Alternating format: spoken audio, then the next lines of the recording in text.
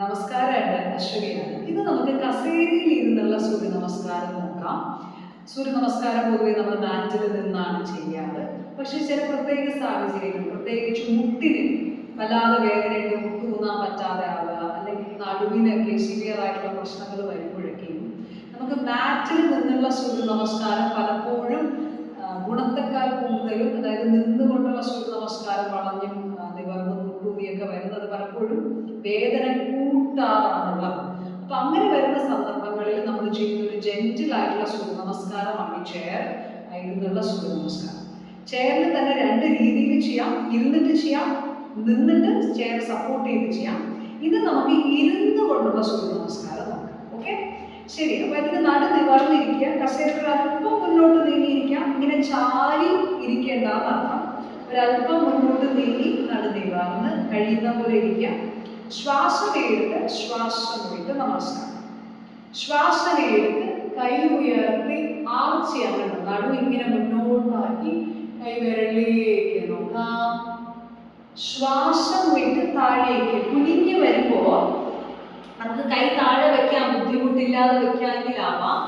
അതല്ല ചിലപ്പോൾ ഇത്രയൊക്കെ പറ്റുന്നുള്ളെങ്കിൽ അത്ര മതി. അതിൽ കൂടുതൽ താഴേക്ക് കൊണ്ടുപോയി കഷ്ടപ്പെടണ്ട. ഓക്കെ, താഴേക്ക് പതിയെ ശ്വാസം എടുത്ത് നിവർന്ന് ശ്വാസം എടുത്ത് വലത് കാല് ദേഹത്തോട് ചേർത്ത്. കാല് ചേർക്കുമ്പോൾ ഇതുപോലെ ഇപ്പൊ ഇത്രയും പറ്റുള്ളെങ്കിൽ അത് മതി. അതല്ല നമുക്ക് എത്രത്തോളം ചേർക്കാമോ അത്രയും നന്നായി ചേർത്ത് കാല് നേരെ ശ്വാസം വിട്ട്, കാലുകൾ നമ്മളെ നോക്കിയാണ് ശ്വാസം വിട്ട് താഴേക്ക്. ശ്വാസം എടുത്ത് പതുക്കെ താടി മുകളിൽ നെഞ്ചു മുന്നോട്ട്.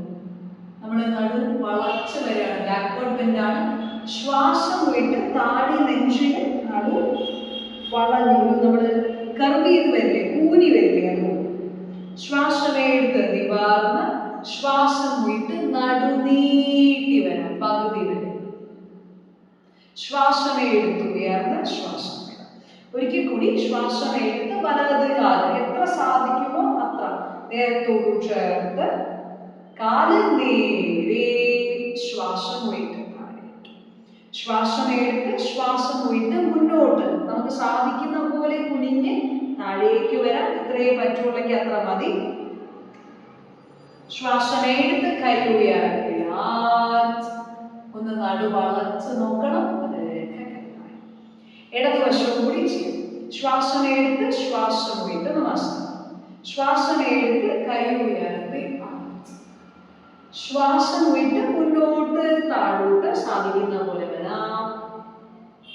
ശ്വാസം എടുത്ത് നിവർന്ന് ശ്വാസം എടുത്ത് ഇടത് കാല് ദേഹത്തോട് ചേർത്ത് കഴിയുന്ന പോലെ കെട്ടിപ്പിടിക്കാം. കാല് നേരെ കാൽവിരൽ നമ്മളെ നോക്കി ശ്വാസം വിട്ട് ശ്വാസം എടുത്ത് താടി മുകളിലേക്ക്, ഒരു ബാക്ക്വേർഡ് ബെൻഡാണ്.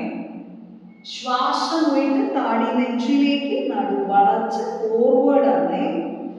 ശ്വാസം എടുത്ത് നടു നീട്ടി ശ്വാസം വിട്ട് പകുതി വരെ കഴുത്ത് നീട്ടി ശ്വാസം എടുത്ത് ഉയർന്ന ശ്വാസം എടുത്ത് ഇടത് കാല് ദേഹത്തോട് ചേർത്ത് ഒരിക്കൽ കൂടി കാല് നേരെ നീട്ടി ശ്വാസം വിട്ട് ശ്വാസം എടുത്ത് ശ്വാസം വിട്ട് മുന്നോട്ട് താഴോട്ട് കൈ ഉയർത്തി കൈ വിരലിലേക്ക് നോക്കാം. ശ്വാസം എടുത്ത് പതുക്കെ കൈ താഴെ. ഇതാണ് ചെയറിൽ ഇരുന്നുള്ള സൂര്യ നമസ്കാരം. നമ്മൾ ചെയ്തപ്പോൾ കണ്ടതുപോലെ നമുക്ക് ബാക്ക്വേർഡ് ബെൻഡ് ഉണ്ട്, ഫോർവേഡ് ബെൻഡ് ഉണ്ട്, നടു നീട്ടി വരുന്നുണ്ട്, കാല് ദേഹത്തോട് ചേർന്നുണ്ട്. ഇങ്ങനെ പല റേഞ്ച് ഓഫ് മൂവ്മെന്റ്സും വരുന്നുണ്ട്.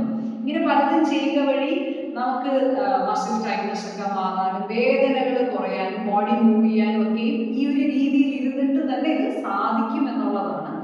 അപ്പൊ എന്തെങ്കിലുമൊക്കെ ഒരു അസുഖമായിട്ടോ ബുദ്ധിമുട്ടായിട്ടോ നമുക്ക് സൂര്യ നമസ്കാരം പ്രോപ്പറായി ചെയ്യാൻ പറ്റാത്ത, പ്രോപ്പറായിട്ടുള്ള സൂര്യ നമസ്കാരം ചെയ്യാൻ പറ്റാത്തപ്പോൾ നമുക്ക് ചെയറിൽ ഇരുന്നുള്ള സൂര്യ നമസ്കാരം ചെയ്യാം. ഇപ്പൊ ഞാൻ ഇരിക്കുന്ന ഒരവസ്ഥയിലും എനിക്കിപ്പോൾ ഇതാണ് കുറച്ച് കൂടുതൽ കംഫർട്ടബിളായി ചെയ്യാൻ പറ്റുന്നത്.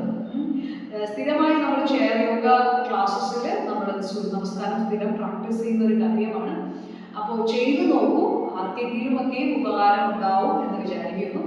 ഇനി അടുത്തത് ചെയർ സപ്പോർട്ട് ചെയ്തിട്ടുള്ള സൂര്യ നമസ്കാരമാണ്. അതൊരു അടുത്ത വീഡിയോ ആയിട്ട് പിന്നെ ഞാൻ ചെയ്യും. Okay, thank you.